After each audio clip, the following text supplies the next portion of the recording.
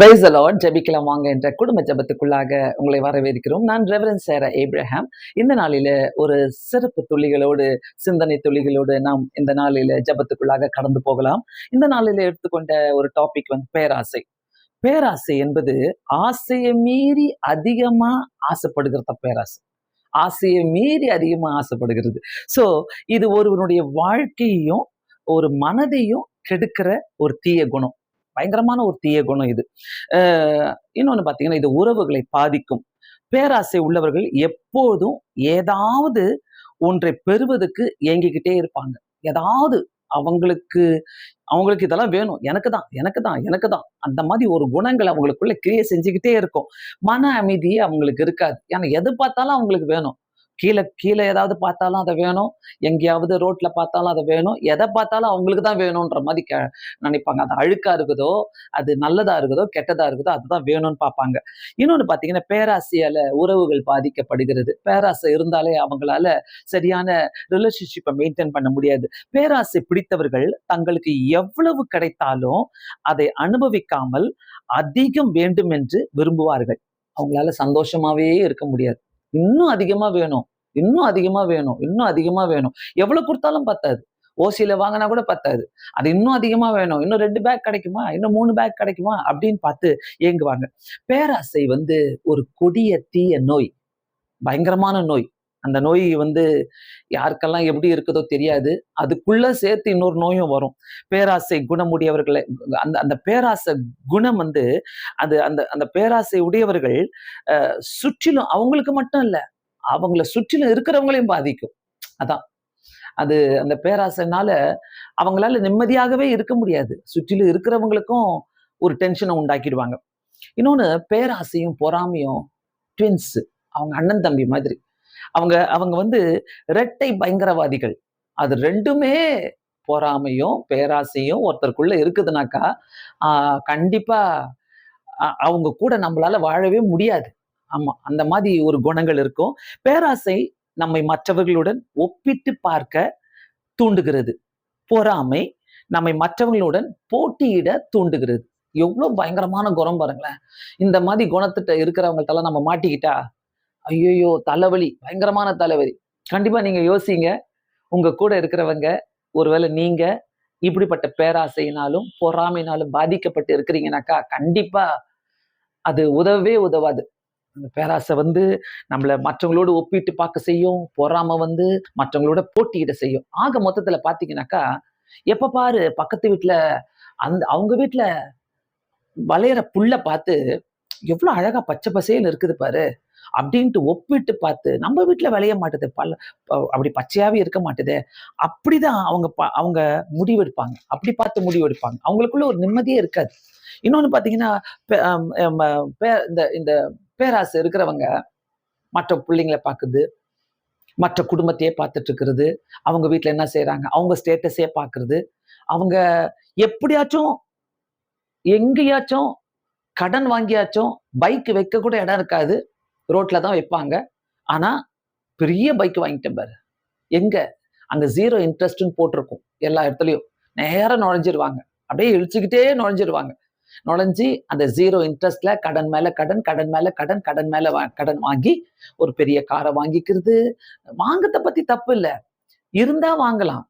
கடனை வாங்கி அப்படி ஒரு காரை ஓட்டின்னு போனோம், அப்படி ஒரு பைக்கை ஓட்டின்னு போனோம். தேவையா என்னன்னு தெரியல, சேர்த்து வச்சு வாங்கலாம். ஆமா, கண்டிப்பா பேராசை இருக்கிறவங்களுக்குள்ள ரொம்ப ரொம்ப இந்த மாதிரி நிறைய கெட்ட மற்றவங்களுக்காக வாழ்வாங்க. என்னைக்கு உங்களுக்காக நீங்க வாழ போறீங்கன்னு தெரியல. மற்றவங்களுக்காக வாழுறதுனால என்ன உங்களுக்கு அதுல லாபம்? பேராசை அந்த வீட்டுக்குள்ள பாத்தீங்கன்னாக்கா, இடம் இல்லாத இடத்துல எல்லாம் எல்லா சாமானையும் பெருசு பெருசா வாங்கி போட்டுப்பாங்க. பெரிய பெரிய காரியங்கள், பெரிய பெரிய சோஃபா, பெரிய பெரிய சேர்ஸ் பாரு, நாங்களும் பாரு வாழ்றோம், நாங்களும் கெத்தா வாழ்றோம் பாரு, நாங்களும் கௌரவமா வாழ்றோம் பாரு காட்டுறது. மற்றவங்களுக்காக வாழ்றதுனால என்ன பிரயோஜனம்? பைபிள்ல ஒரு வசனம் இருக்குது. யாக்கோபு 1வது அதிகாரம் 14வது வசனம், 15வது வசனம். அவனவன் தன் தன் சுய இச்சையினாலே இழுக்கப்பட்டு சிக்குண்டு போய் மாட்டிப்பாங்க. பேராசையினால கடனுக்குள்ள மாட்டிப்பாங்க, சிக்குண்டு. கடன் எதுக்கு வருது? பேராசையினால்தான்.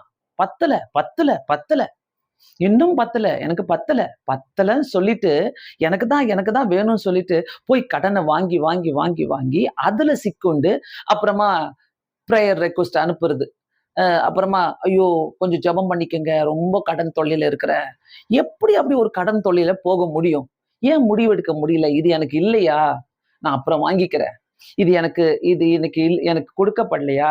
நான் காசு சேர்த்து வச்சு வாங்கிக்கிறேன். அப்படி பண்ணலாமே. ஏன் அதுக்கு பதிலாக இஷ்டத்துக்கு நம்ம செலவு பண்ணிக்கிட்டு, மற்றவங்களுக்காக வாழ்ந்துகிட்டு, அதுல சிக்குண்டு, கடன்ல சிக்குண்டு, இன்னைக்கு எத்தன பேர் கஷ்டப்படுறாங்க? எவ்வளவு பேர் கஷ்டப்படுறாங்க? ஏன்? பேராசையினால தான் பயங்கரமான கடன்கள். அடுத்த வசனம் பாருங்க. பின்பு அ அ பின்பு இச்சையானது கர்ப்பம் தரித்து, அந்த இச்சையானதுன்னு சொல்ற இடத்துல தான் நான் பேராசை போட்டேன். பேராசை கர்ப்பம் தரித்து குட்டி போட்டுக்கிட்டே போகும். குட்டி போட்டுக்கிட்டே போகும். நம்மளுக்குள்ள இருக்கிற பேராசை. ஒருவருக்குள்ள இருக்கிற பேராசை இப்படி கர்ப்பம் தரித்து பாவத்தை பிறப்பிக்கும். இன்னும் பாவம் செஞ்சுக்கிட்டே இருப்பாங்க. அவங்களுக்கு என்னதான் கொடுத்தாலும், எவ்வளவு கொடுத்தாலும் பத்தாது. பாவம் செஞ்சுக்கிட்டே இருப்பாங்க. பாவம் பூரணமாகும் போது மரணத்தை பிறப்பிக்கும். டேஞ்சரான ஒரு வசனம் இது. சோ பேராசை இருக்குதுனாக்கா இன்னைக்கே அதுல இருந்து வெளியே வரலாம். அதாவது வீட்டுக்குள்ள பாத்தீங்கன்னாக்கா எல்லாத்தையும் அபகரிக்கிறது. ஷேரிங் கூட தரதே கிடையாது. மற்றவங்களுக்கு கொடுக்கறது கூட கிடையாது. அந்த ஒருவேளை சொத்து இருக்கலாம், பூர்வீக சொத்து இருக்கலாம். அதெல்லாம் கூட எல்லாம் நான் அபகரிச்சுக்கணும், நான் தான் அபகரிக்கணும், எல்லாருக்கும் கொடுக்க கூடாது. இதெல்லாம் ஒரு பேராசைங்க. உலகத்துல நம்ம எதையும் கொண்டு போக போறதே கிடையாது. பயங்கரமான ஒரு பேராசையில ஒருத்தரை அழ வச்சுட்டு உங்க உங்க சொந்த பந்தங்களை, உங்க ரத்த ரத்த கூட பிறந்தவங்களை அழ வச்சுட்டு எல்லாத்தையும் அபகரிக்கிறதுனால உங்களுக்கு என்ன பிரயோஜனம் அதுல? நீங்க நிம்மதியா இருக்க முடியுதா? மற்றவங்களுடைய சொத்தை நீங்க அபகரிச்சுட்டு நீங்க நிம்மதியா இருக்க முடியா? மத்தவங்களுடைய காசை நீங்க அபகரிச்சுட்டு நீங்க நிம்மதியா இருக்க முடியுதா? பைபிள்ல அழகான ஒரு கட்டளை இருக்குது. யாத்திராகமம் 20வது அதிகாரம் 17வது வசனத்துல, பிறனுடைய வீட்டையாவது இச்சியாதிருப்பாயாக, பிறனுடைய மனைவியாவது, அவனுடைய வேலைக்காரியாவது, அவனுடைய எருதையாவது, அவனுடைய கழுதையாவது, பின்னும் பிறனுக்குள்ள யாதொன்றையும் இச்சியாதிருப்பாயாக. கட் அண்ட் ரைட்டா கடவுள் சொல்றாரு. யாதொன்றையும் இச்சியாதிருப்பாயாக. அதாவது மற்றவர்களுடைய சொத்து மீது பேராசை, அவங்களுடைய சொத்தை பார்க்கறதுக்கு என்ன கேடுகட்ட புத்தி இது. உண்மையாவே சொல்றேன்.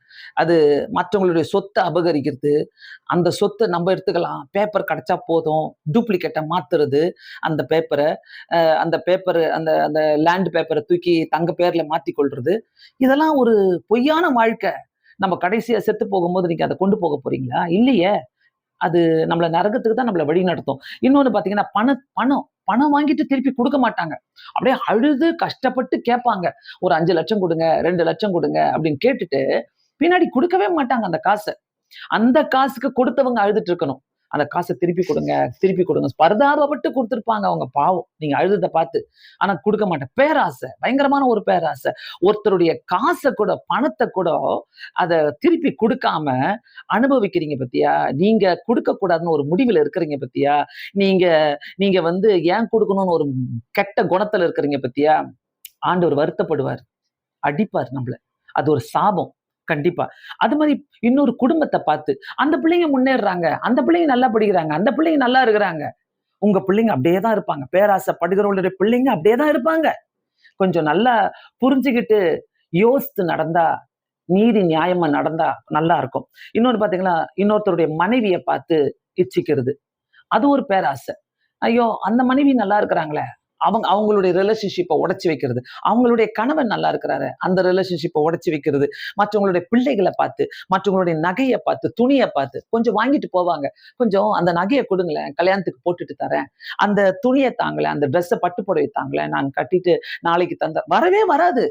வரவே வராது. அது திருப்பி வராது. எத்தனை பேர் எழுதுறாங்க, 10 சவரன் நகையை கொடுத்துட்டு நான் இன்னைக்கு உட்கார்ந்துட்டு இருக்கிறேன், என் புடவையை கொடுத்துட்டு நான் உட்கார்ந்துட்டு இருக்கிறேன், என்னுடைய சொத்தெல்லாம் கொடுத்துட்டு நான் உட்கார்ந்து, நிறைய பேர் எழுதுறாங்க. தயவு செய்து இப்படிப்பட்ட பேராசை உள்ளவர்கள் உங்ககிட்ட இருந்து வந்து கேட்கறாங்கனாக்கா கொடுக்காதீங்க. ரொம்ப தாராளமான ஒரு நோ சொல்ல கத்துக்கங்க. தாராளமான ஒரு நோ. கேட்கிறவங்க எப்பவுமே பேராசை அவங்களுக்குள்ள இருக்குது. அதனாலதான் கேட்கறாங்க. இல்லைன்னா அவங்க கடையில போய் வாங்கிக்கலாம், அவங்களுக்குன்னு சொல்லி அவங்க வாங்கிக்கலாம். ஏன் இன்னொருத்தர் போட்ட ட்ரெஸ்ஸ, இன்னொருத்தர் போட்ட நகைய, இன்னொருத்தர் வாழ்ந்துட்டு இருக்கிற காரியங்கள், அதை கொஞ்சம் கொடுங்களேன், இதை கொஞ்சம் கொடுங்களேன்னு சொல்றதுக்கு அது அசிங்கமா இருக்கும். தயவுசெய்து செய்யாதீங்க. அந்த மாதிரி குணங்கள் வேண்டாம். ஸோ இன்னொன்னு பார்த்தீங்கன்னாக்கா, பேராசை இந்த சினிமால அவங்க ஒரு ஹேர் கட் பண்ணிக்கினாங்கனாக்கா, அதே மாரி ஹேர் கட் பண்ணிப்பாங்க. அவங்க ஒரு ஸ்டைல் பண்றாங்கனாக்கா, அது ஒரு ஸ்டைல் அதே ஸ்டைல் பண்ணிப்பாங்க. அது அவங்களுக்கு சூட் ஆகுது. உங்களுக்கு சூட் ஆகுதா?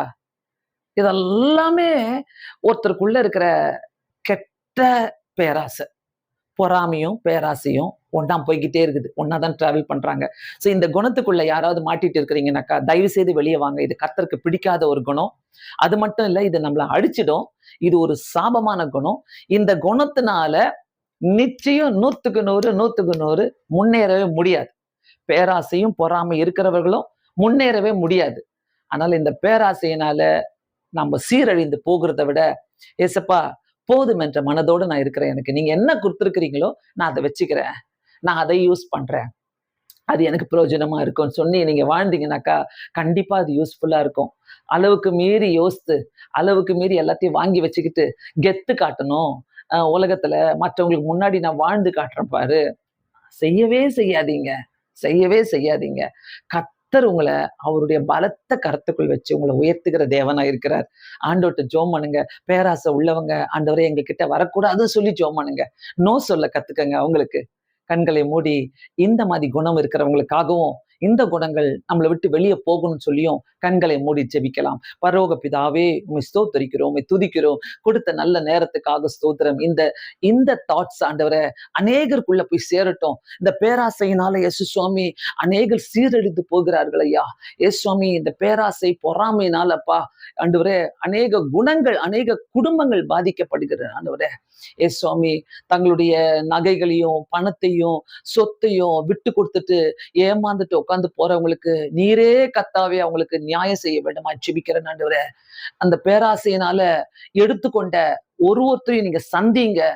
நிம்மதி இல்லாம ஆக்குங்கப்பா. இயேசு சுவாமி அவங்களுக்கு ஒரு பாடங்களை கற்றுக் கொடுங்க இயேசு சுவாமி.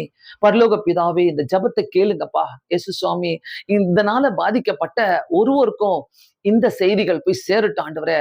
இந்த பேராசை உள்ளவங்க எங்க கிட்ட வராதபடி காத்துக்கொள்ளுங்க.